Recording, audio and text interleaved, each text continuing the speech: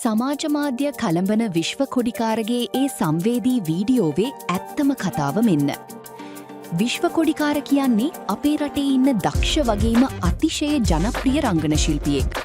එදා පබළු ටෙලිනාට්‍යයෙන් ප්‍රේක්ෂක හදවත් දිනාගත් ඔහු අදට ක්ෂේත්‍රයේ ඉහළම තලයක වැජඹෙන චරිතයක්. රංගනයට වගේම තමන්ගේ ආදර්ශමත් පවුල් ජීවිතය නිසාත් බොහෝ දෙනා ඔහුට ගරු කරනවා. නමුත් මේ වෙද්දී සමාජ මාධ්‍ය පුරා ඉතාමත් සංවේදී වීඩියෝවක් හුවමාරු වෙමින් පවතිනවා.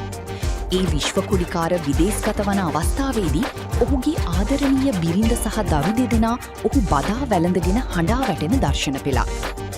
බොහෝ දෙනා පවසන්නේ ඔහු ලංකාවට සමුදී ස්ථිර පදිංචියට විදේශගත වූ බවයි. මේ කතාවේ ඇත්ත නැත්ත ගැන විශ්ව තවමත් නිල ප්‍රකාශයක් කර නැතත් රසිකයින් පවසන්නේ ඔහු අවුරුදු උත්සවයකට හෝ ප්‍රසංගයකට සහභාගී වීමට මෙලෙස විදේශගත වන්නට ඇති බවයි. කෙසේ වෙතත් ඔහුට සමීප කලාකරුවන් කිහිප දෙනෙකු පවසා ඇත්තේ ඔහු යම් කාල සීමාවකට මෙලෙස ලංකාවෙන් බැහැරව යන බවයි.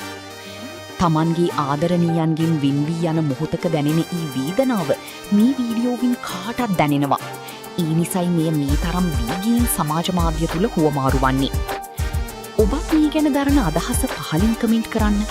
මෙවැනි තොරතුරු දිනපතා දැනගන්න අපි නාලිකාව දැන්ම සබ්ස්ක්‍රයිබ් කරලා සීනුව ලකුණත් ඔබන්න.